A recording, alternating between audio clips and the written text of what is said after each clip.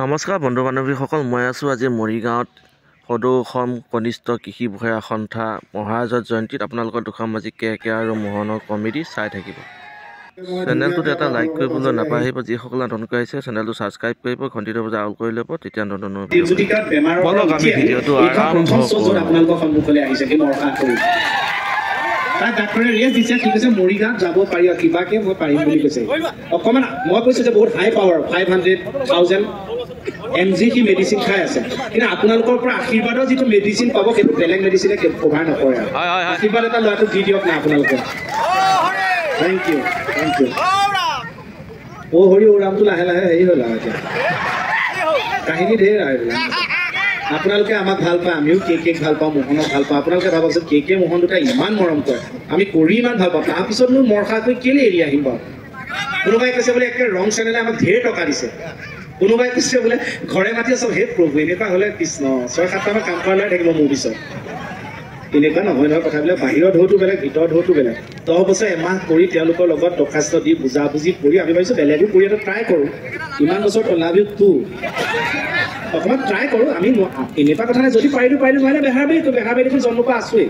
এতিয়া মই ধৰি লওক গুৱাহাটীত আছোঁগৈ কিবা কাৰণত, কিন্তু সেইবুলি মোৰ পাঠৰি ঘৰখন মই পাহৰি যাম নেকি? বেৰ বাটাম পচিল বুলি বেহাৰবাৰীটো বেহাৰবাৰী আৰু সেইটোতো আপোনালোকে কিমান মিছ কৰিব? মইতো নিজে কেকে মোতকৈ বেছি মিছ কৰিব জানো দৰ্শকে? মইতো বেছি মিছ কৰিম। পুলিচৰ ড্ৰেছযোৰ আনি সযতনে ঘৰত ৰাখি থৈছোঁ, ঘপকৈ দয়াটো খুলি দেখি গ'লে বুকুখন ধমকে মাৰে। মোতকেতো বেছি মিছ কৰিব নোৱাৰে। মই কষ্ট কৰিছোঁ, আপোনালোকে ভাল পাওঁ। মোহনে কষ্ট কৰিছে, বেহাৰবাৰী বাকী আৰ্টিষ্টে কষ্ট কৰিছে কাৰণে আপোনালোকে মৰম কৰিছে। আমিনো এনেই ইমানকে অহংকাৰী হৈ গ'লো দে পইচা এসোপা আমি নকৰোঁ এনেই। কৃষ্ণ নালাগে ৰিজাল্ট 60 বছৰমান হ'লেহে গম পাম। মণি একেটা বিল্ডিঙকে কিমান ৰং কৰি থাকিব? হৃদয়ৰ মাজত সাজ বহুৱাই থৈ যোৱা শিল্পীলৈ তেওঁলোকৰ বাবে এটা হাত চাপৰি।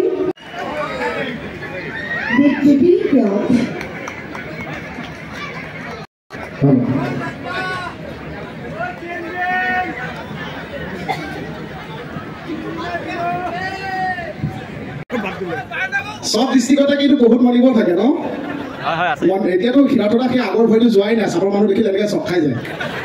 কিন্তু এতিয়া যিগৰাকী পালে চাপৰ নহয়, মুখ ঠিক আছে, খালি মঙহ কম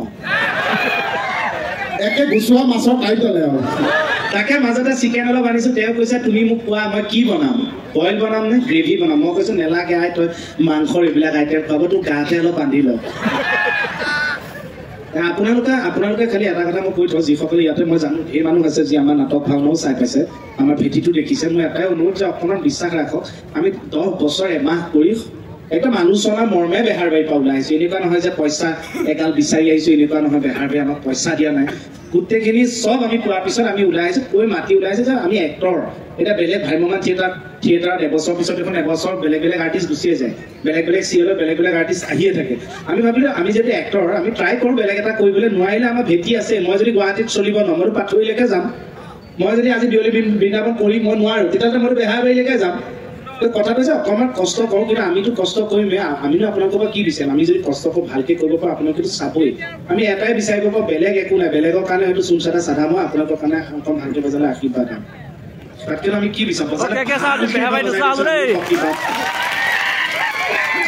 খালি বিশ্বাসটো ৰাখক, যাতে আমি ভালকৈ কৰি আপোনালোকক এণ্টাৰটেইনটো কৰি দিব পাৰোঁ, যাতে আপোনালোকৰ বিশ্বাস আহে যে ন' ডাউট সিহঁতে গোবিন্দ গোপাল সিহঁতে ঠিকেই কৰিছে বা সেইটো ভাল লাগিব।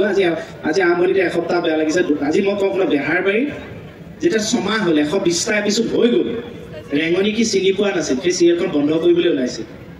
বেহাৰবাৰী কি গম নাপায়, বাকী বাদে মোৰ মাক মই ৰেঙনিৰ কথা কওঁ, মায়ে ৰঙৰ কথা কয়, বুজিয়ে নাপায়। তথাপিও এটা মৰসা কৰি যুঁজি আছোঁ, কিজানি ভাল পাব, কিজানি চিনি পাব।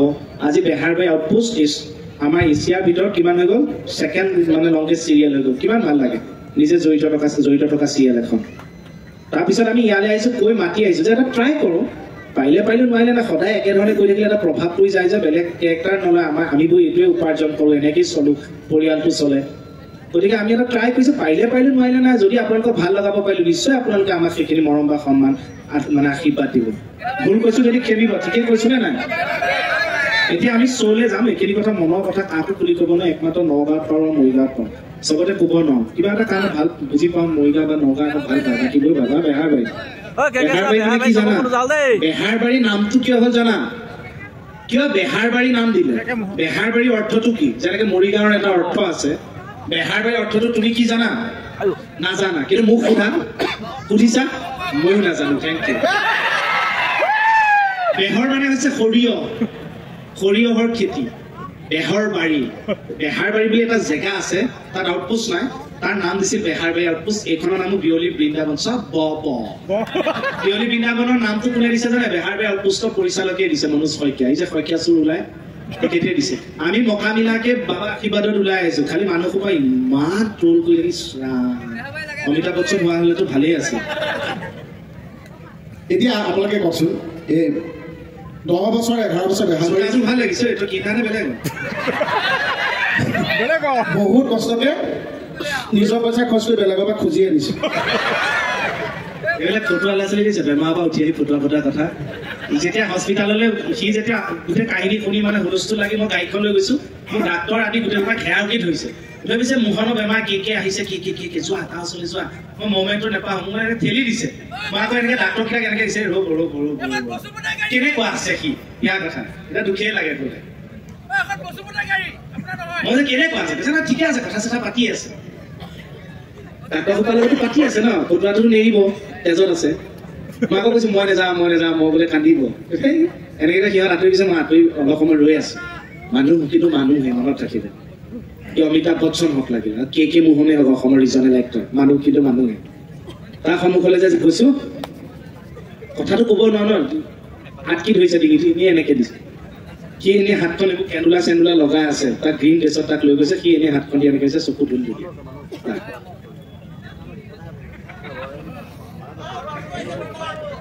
বাহিৰত মানে পুৰা মাছ মাংস খালো ভিতৰত গোটেই নাৰ্ছৰ মূৰ খাইছো হেল্ল'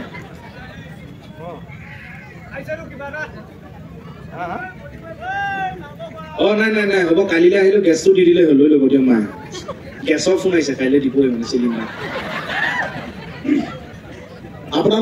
আপোনালোকৰ জীৱনত এটা কথা কৈ থওঁ যে ফুলে নাজানে ৰাতিপুৱা সি শ্মশানলৈ যাব নে মন্দিৰলৈ যাব তই জান ফুলে নাজানে যে ৰাতিপুৱা সি শ্মশানলৈ যাব নে মন্দিৰলৈ যাব কিন্তু ফুলে ভাবে দিনটো এনেই থাকিলেও সন্ধ্যা সি নাস্তাৰ লগতে যাম ৰাতিপুৱা বজাত পুলিকে ঠেকিয়ে জাননী দিলেগি বুলি ডাঙৰ মাই বহাগী পালেগি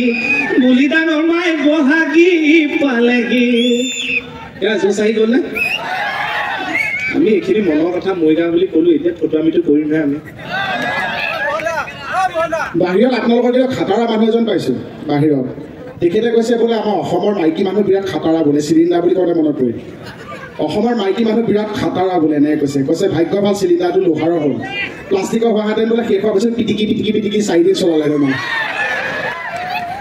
হয়নে ডেকা ল'ৰা আপোনাৰ নাস্তা বুলি কওঁতে খুব চিঞৰিছে কিন্তু মই এই নাস্তা বুলি ক'লে এটা কথা কৈ থওঁ এই ঠাণ্ডা দিনত আমাৰ চবতকৈ ডাঙৰ কথাটো হৈছে খুব ড্ৰাই স্কিন হয় প্ৰত্যেকে আমি ভুগি আছো মোৰো যদি পিঠ চাই গোটেই চিৰাল ফাট তেল ঘঁহি তৎপোৱা নাই মিঠাতেলৰ পৰা একে বাৰতুলি বুলি ইটালী এটাও ঘনাই কাম নিদিয়ে সঁচাই কৈছো এতিয়া শেষত টেকেচা ইয়াতে মই সৰিয়হ খেতি কৰিম বুলি ভাবিছো জেগাতে গজাই জেগাতে পেৰি গোটেই তেলেতীয়া কৰি থ'ব লাগিব কিন্তু মই এইকাৰণে বিশেষভাৱে অনুৰোধ কৰিছো যে ফটোৱা কথাৰ মাজত ভাল কথাও দুই এটা ক'ব লাগে সদায় ফটোৱামিও নহয় যে আপোনালোকে যিমান পাৰে কিন্তু বিশেষকৈ মহিলাসকলে পানী খাব কিন্তু যিমান পাৰে পানী খাব মই ডেকা লোৱা কথাখিনি নকওঁ কাৰণ ডেকা লোৱাখিনি সন্ধ্যা পানী মহিলাসকলে যিমান পাৰে পানী খাব স্কিনৰ কাৰণে এইটো সময়ত প্ৰয়োজন কিন্তু আৰু চবতকৈ তাৰ কাৰণে মহিলাসকলে বহুত কষ্ট কৰি ইয়াত বহি থাকে য'ত তেওঁলোকে বাহিৰলৈ যাওঁ বুলি ভাবিলেও আপোনালোকে যাব নোৱাৰে সৌজন্য যি মহাৰাজক জয়ন্তী আয়োজন কৰিছে ইয়াৰ সভাপতি মহোদয়কে প্ৰমুখ কৰি সকলোকে মানে এগ্ৰিকালচাৰ আমি শ্ৰদ্ধা জনাইছোঁ যেনেকৈ আমি দেশ এখন আগুৱাই যোৱাত আমি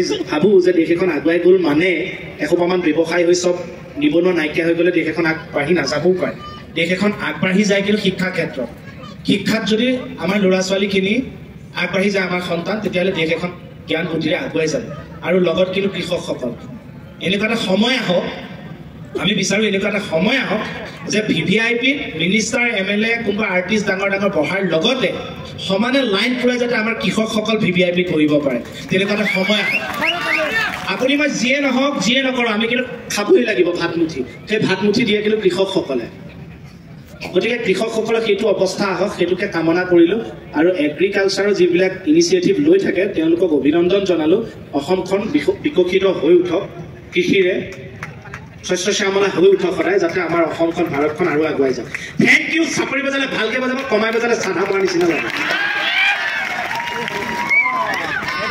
এ তুমি নাচনি এতিয়া যে গাভৰু এ আহাচো কাষলে অকণমান মন ক'ত আছে ই আকৌ যেনেকে কেক এটা তামোল দেখিলে ৰ'ব না ই আকৌ ঢোল দেখিলে ৰ'ব পাৰে এ ময়ো বিচাৰিছো সুগন্ধি ঐ ফুলা ফুল অন্তৰে জানানে নিবিচাৰে জাতিকো তাৰপিছত আহাচো কাষলে অকণমান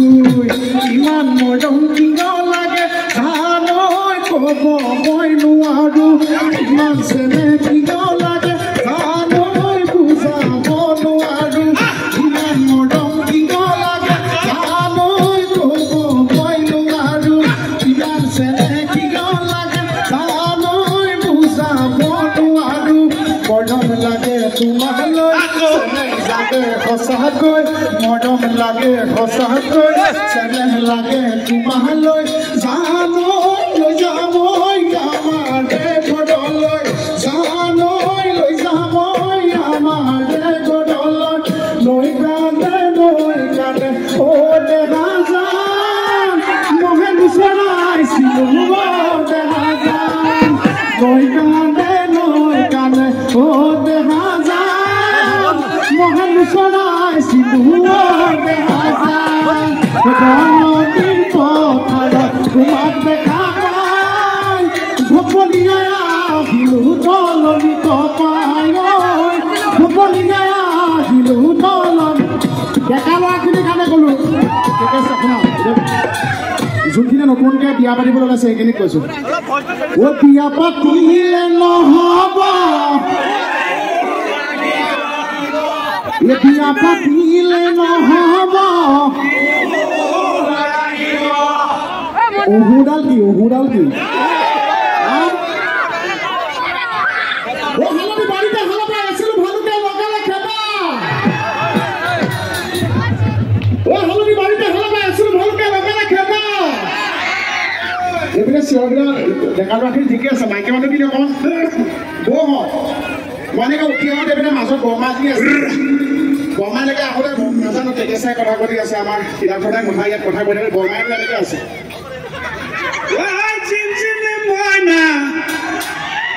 হৈছে আৰু দে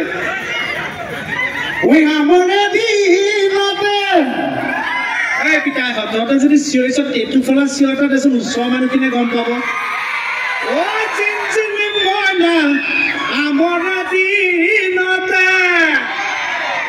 এই মই এটা কথা কৈ দিওঁ বহুত মানুহ কিন্তু ব্যস্ততা দেখুৱাই অনুষ্ঠানলৈ অহা নাই এই অনুষ্ঠান সাফল্যমণ্ডিত হ'ব আপোনালোকৰ কাৰণে হুলস্থুল কৰিলে এনেকৈ কৰিব লাগে যাতে ৰাতিপুৱা সোধে কালি ইমান চিঞৰ বাখৰ কি হ'ল নজমিলে এনেই ক'ব ই দুটা আহি কালি একে পেটৰ নাই ডাল কৰি গ'ল ৰাতিপুৱা আমি মাইকবোৰ বুটলিহে আনিছোঁ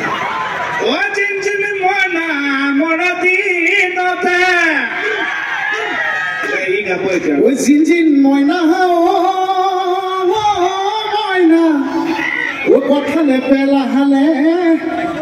পেলালে মুচি বিয়া পাতিলে নহ'ব কিয় গালে কি হ'ব দাঁত খয় যাব নাই শুনা গানটো শুনা নাই কিহৰ ইমান লাজ এ বিয়া পাতিলে নহ'ব এতিয়া যি দেখিছে এইবিলাক কেছেট আমি ৰেকৰ্ডিং কৰি আনিব লাগিব এই নামৰূপৰ দিনেশকে তোৰে কথা পাতিলো